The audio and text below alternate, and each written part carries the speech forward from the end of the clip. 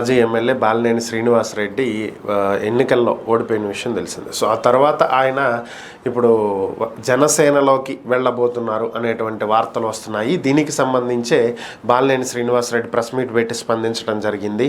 ఎన్నికల ఫలితాల అనంతరం హైదరాబాద్కి వెళ్ళిపోయినటువంటి ఆయన నిన్ననే తిరిగి రావడం జరిగింది. తిరిగి వచ్చినటువంటి బాలినేని శ్రీనివాసరెడ్డి స్పందిస్తూ అబ్బా కొడుకులు పారిపోయారని చెప్పి ఒక అతను ఫ్లెక్సీ లేపించాడని, మరొక అతను నేను జనసేనలోకి వెళ్తానంటూ ప్రచారం చేస్తున్నాడని, కార్యకర్తల మీద భారీగా దాడులు జరుగుతున్నాయని చెప్పి ఆయన స్పందించడం జరిగింది. ఏదైనా ఉంటే తనతో నేరుగా తేల్చుకోవాలని, అంతేగాని కార్యకర్తల జోలికి వెళ్తే మాత్రం ఒప్పుకునేటువంటి ప్రసక్తే లేదని చెప్పి ఆయన స్పష్టం చేశారు. ఇవే తనకు చివరి ఎన్నికలు అనుకున్నానని, రాజకీయాల నుంచి తప్పుకోవాలని భావించానని, అయితే కార్యకర్తల మీద జరుగుతున్నటువంటి దాడులు చూసి తట్టుకోలేక మళ్ళీ వెనక్కు రావాల్సి వచ్చిందని, ఎవరిని క్షమించేటువంటి పరిస్థితే లేదని, కార్యకర్తల మీద చెయ్యి వేస్తే నా మీద చెయ్యి వేసినట్లే ఒక్కరిని కూడా వదిలిపెట్టే ప్రసక్తే లేదని చెప్పి బాలినేని శ్రీనివాసరెడ్డి వార్నింగ్ ఇవ్వడం జరిగింది. ఒంగోలు మాజీ MLA YSR Congress party senior నేత బాలినేని శ్రీనివాసరెడ్డి ప్రెస్ మీట్లో చాలా తీవ్రంగా స్పందించడం జరిగింది. టీడీపీకి చెందినటువంటి ఎమ్మెల్యే దామచర్ల జనార్దన్ చాలా అకృత్యాలకు పాల్పడుతున్నారని, స్థానికంగా కార్యకర్తల మీద దాడులు చేస్తున్నారని, అలాగే తన వియ్యంకుడు నిర్మించుకుంటున్నటువంటి శ్రీకరి విల్లాల్లోకి దౌర్జన్యంగా ప్రవేశించి తన మనుషులతోటి అక్కడ దౌర్జన్యం చేయటం జరిగిందని, వాస్తవానికి ఈ విల్లాలు తన వియ్యంకుడిని నిర్మించుకుంటున్నది తప్ప దీంట్లో ఎటువంటి అవినీతి కానీ అక్రమాలు కానీ జరగలేదని, పోనీలే అని చెప్పి వదిలేసి ఊరుకుంటే చేతగానితనంగా చూస్తున్నారని, మేము మర్యాదస్తుల కుటుంబం కాబట్టి వదిలేసి ఊరుకుంటున్నామని, లేదంటే చెప్పుతో కొడతానని చెప్పి బాలినేని శ్రీనివాసరెడ్డి చాలా తీవ్రంగా స్పందించడం జరిగింది. తన కార్యకర్తల జోలికి వచ్చినా తన జోలికి వచ్చినా సరే వదిలిపెట్టే ప్రసక్తే లేదని చెప్పి స్ట్రాంగ్గా వార్నింగ్ ఇవ్వటం జరిగింది. ఇదే సందర్భంలో ఒక మీడియా ప్రతినిధి ఒంగోలు ప్రకాశం జిల్లాకి వైసీపీ ఇన్ఛార్జిగా చెవిరెడ్డి భాస్కర్ రెడ్డిని వేస్తున్నారు అని చెప్పి పార్టీ కార్యాలయంలో డిస్కషన్ నడుస్తుంది. దీని మీద అభిప్రాయం ఏంటి అడిగినటువంటి సందర్భంలో బాలినేని శ్రీనివాసరెడ్డి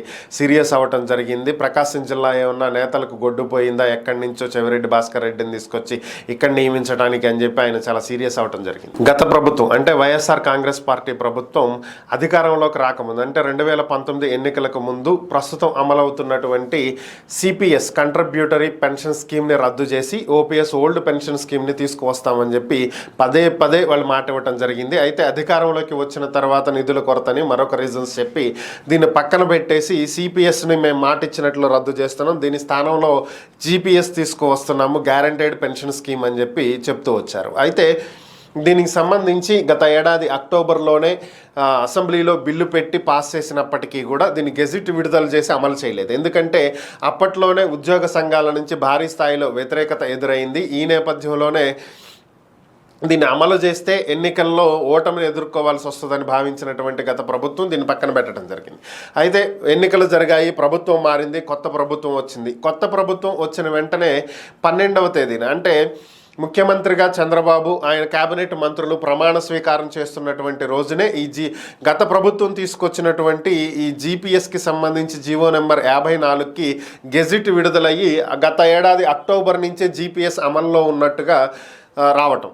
సో దీనికి సంబంధించి నిన్న చంద్రబాబు స్పందించడం జరిగింది. ఇటీవల జరిగినటువంటి ఆర్థిక శాఖ సమీక్షలో భాగంగా అసలు జీపీఎస్ మీద గెజిట్ ఎవరు విడుదల చేయమన్నారు అని చెప్పి చంద్రబాబు సీరియస్ అవ్వటం జరిగింది. అసలు విషయం ఏంటి అంటే అప్పటి ఆర్థిక శాఖ ప్రధాన కార్యదర్శిగా ఉన్నటువంటి ఎస్ఎస్ రావత్ సెలవుల మీద వెళ్తూ ఆయన వెళ్ళేటువంటి సమయంలో పెండింగ్లో ఉన్నటువంటి ప్రతి ఫైల్ మీద సంతకాలు పెట్టేసి వెళ్ళిపోయారు. దాంట్లో ఈ జీపీఎస్ గెజిట్కి సంబంధించినటువంటి ఫైల్ కూడా ఉంది. సో ఈ నేపథ్యంలోనే ఆయన సంతకం పెట్టడంతో అది ఆర్థిక శాఖ నుంచి నేరుగా గెజిట్ విడుదలయ్యి అమల్లోకి వచ్చింది. సో మాకు చెప్పకుండా మీరు ఎలా అమలు చేస్తారని చెప్పి దీని మీద పూర్తి స్థాయిలో విచారణ జరపండి అని చెప్పి ఆర్థిక శాఖకు చంద్రబాబు ఆదేశాలు ఇవ్వటం, జీపీఎస్ని వెంటనే నిలుపుదల చేయండి, దీన్ని అమలు చేయొద్దు అని చెప్పి ఆదేశాలు ఇవ్వటం జరిగింది. కాకపోతే ఇప్పటికే జరగాల్సినటువంటి నష్టం జరిగిపోయింది. ఎందుకంటే గత నెల 12వ తేదీన జరిగినటువంటి దాన్ని ఈ నెల 12 దాటిపోయింది. అంటే నెల రోజుల వరకు ప్రభుత్వం దాన్ని గుర్తించలేదు అంటే ఎంత హాస్యాస్పదం అనేది ఒకసారి ఆలోచించుకోవచ్చు. ఇప్పటికే అటు ప్రతిపక్షాలు అటు ఉద్యోగ సంఘాలు ఉద్యోగులు కూడా మేము జీపీఎస్ని రద్దు చేస్తాము, సిపిఎస్ని రద్దు చేస్తాము, మీకు అనుకూలమైనటువంటి ఒక విధానాన్ని తీసుకొస్తామని పవన్ కళ్యాణ్ కూడా మాటిచ్చారు, చంద్రబాబు కూడా మాటిచ్చారు. చంద్రబాబు సమక్షంలోనే పవన్ కళ్యాణ్ మాట్లాడటం జరిగింది స్టేజ్ మీద. మరి అలాంటిది పాత గవర్నమెంట్ చేసినటువంటి జీవోని వీళ్ళు ఎలా బయటకు చెప్పకుండా సైలెంట్గా అమలు చేస్తారు. చంద్రబాబు దీని గురించి ఎందుకు మాట్లాడట్లేదు, పవన్ కళ్యాణ్ ఎందుకు మాట్లాడట్లేదు అని చెప్పి ఇప్పటి వరకు గత వారం రోజుల నుంచి జరుగుతున్నటువంటి రచ్చ ఇది. సో ఇప్పటికీ ప్రభుత్వం కళ్ళు తెరిచింది. ఇదేదో ముందే తెరిచుంటే ఇంకొంచెం బాగుండేది, జరగాల్సిన డ్యామేజ్ అయితే జరిగిపోయింది. కొద్దిసేపటి క్రితమే AP CM Chandrababu Naidu cabinet సమావేశం ఏర్పాటు చేయడం జరిగింది. ప్రస్తుతం కేబినెట్లోని మంత్రులతో చర్చలు జరుపుతున్నారు. ఈరోజు సాయంత్రం 4 గంటలకు ఆయన ఢిల్లీ వెళ్లనున్నట్లుగా తెలుస్తుంది. కేంద్ర హోంమంత్రి అమిత్ షాని కలవనున్నారు. ఆ తర్వాత రేపు ఆయన పలువురు కేంద్ర మంత్రులతో కూడా సమావేశం అవనున్నట్లుగా తెలుస్తుంది. ఓవరాల్గా ఈ నెల రోజుల వ్యవధిలోనే ఆయన ఇది రెండవసారి, 15 రోజులనే అనుకోవచ్చు, కరెక్ట్గా లెక్కేస్తే 15 రోజుల వ్యవధిలోనే రెండోసారి ఢిల్లీ వెళ్తున్నారు. రాష్ట్రానికి కావలసినటువంటి నిధులు, అలాగే విభజన చట్టంలో ఉన్నటువంటి హామీల అమలు మొదలైన వాటి గురించి చర్చించనున్నట్లుగా తెలుస్తుంది. మరి ఇది ఈ ఢిల్లీ టూర్ ఎంతవరకు ఏపీకి మేలు చేస్తుంది అనేది అయితే చూడాలి. ప్రధాని నరేంద్ర మోదీకి సొంత పార్టీ నుంచే విమర్శలు ఎదురవుతున్నాయి. ఇటీవల ఉప ఎన్నికల ఫలితాలు వెలువడినాయి. ఈ ఉప ఎన్నికల ఫలితాలు ఒకసారి గమనించినట్లయితే ఈ ఉప ఎన్నికల ఫలితాల్లో ఎన్డీఏ కూటమి కేవలం 2 స్థానాలతో సరిపెట్టుకోవాల్సి వచ్చింది. ఇండియా కూటమి 10 స్థానాలలో విజయం సాధించడం జరిగింది.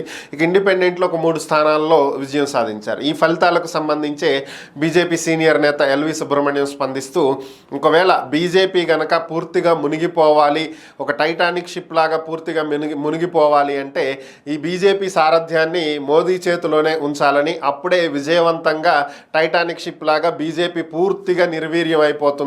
ప్రస్తుతం వచ్చినటువంటి ఉప ఎన్నికల ఫలితాలు దీన్నే సూచిస్తున్నాయని, ఆల్రెడీ పార్లమెంట్ లోక్సభ ఎన్నికల ఫలితాలు చూస్తే బీజేపీ ఇతర పార్టీల మీద డిపెండ్ అయ్యి సంకీర్ణ ప్రభుత్వాన్ని నడపాల్సినటువంటి పరిస్థితి ఏర్పడిందని, మరి ఇలా ఉన్నటువంటి స్థితిలో ఉప ఎన్నికల ఫలితాలు కూడా గమనించినట్లయితే బీజేపీ పురోగమన దిశలో లేదని, పూర్తి స్థాయిలో బీజేపీ మరికొద్ది రోజుల్లో పూర్తిగా నిర్వీర్యం అయిపోయేటువంటి స్థితి కనిపిస్తుందని, దీని అంతటికీ కారణం మోదీ అని చెప్పి ఆయన వ్యాఖ్యానించడం జరిగింది. ఈరోజు ఉదయం జేఎస్డబ్ల్యూ సిమెంట్స్ అధినేత సజ్జన్ జిందాల్ ఏపీ ముఖ్యమంత్రి చంద్రబాబు నాయుడుతో ఆయన నివాసంలో సమావేశం అవడం జరిగింది.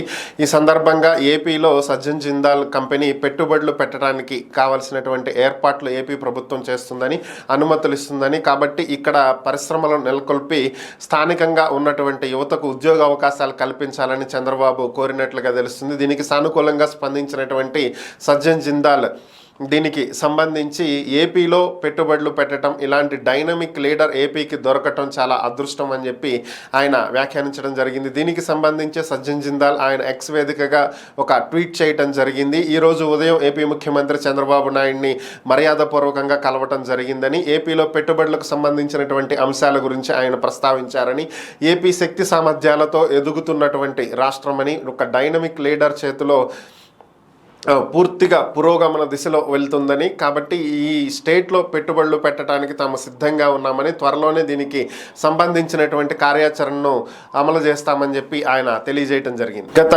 4-5 రోజులుగా సోషల్ మీడియాలో నడుస్తున్నటువంటి వార్త అందరికీ తెలిసిందే. విజయసాయిరెడ్డి గారికి సంబంధించి ఆయన ఒక దేవాదాయ శాఖ అసిస్టెంట్ కమిషనర్ శాంతికి ఆయనకు ఉన్నటువంటి ఒక సంబంధం అని, ఆ కారణంగానే ఆమె ప్రెగ్నెంట్ అయిందని ఆమె భర్త మదన్ మోహన్ చెప్పిన ఒక విషయం, అలాగే అతను కంప్లైంట్ కూడా ఇవ్వటం. సో దీనికి సంబంధించి నిన్న విజయసాయిరెడ్డి గారు స్పందించారు. ఇది కేవలం కావాలని ఒక పథకం ప్రకారం చేస్తున్న కుట్ర అని చెప్పి ఆయన స్పష్టం చేయడం జరిగింది.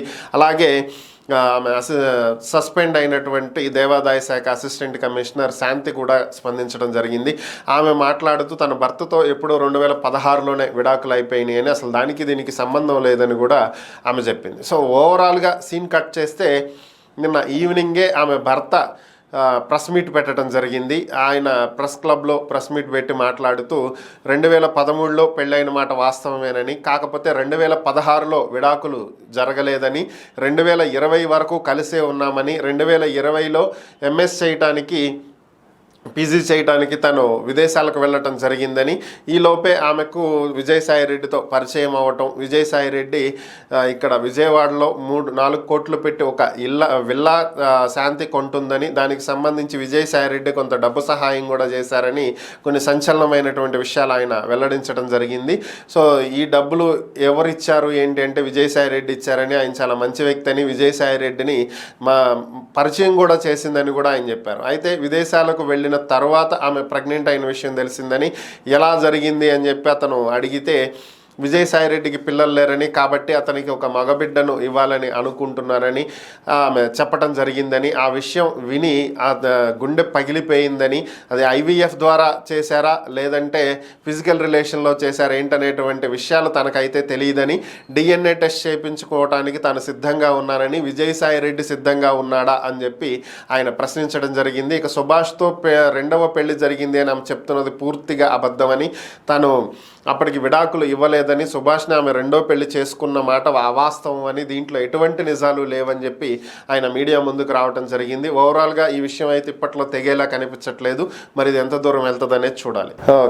మిడిల్ ఈస్ట్ కంట్రీస్కి ఉద్యోగాల కోసం చాలామంది వెళ్తూ ఉంటారు. అలాగే కువైట్ వెళ్ళి మధ్యలో ఉన్నటువంటి మధ్యవర్తుల ద్వారా మోసపోయినటువంటి శివ అనేటువంటి వ్యక్తి సోషల్ మీడియా వేదికగా తన కష్టాలను ఏకరువు పెడుతూ తనని తిరిగి భారత్కు తీసుకువెళ్ళకపోతే ఇక చావే శరణ్యం అంటూ ఒక వీడియో విడుదల చేయడం జరిగింది.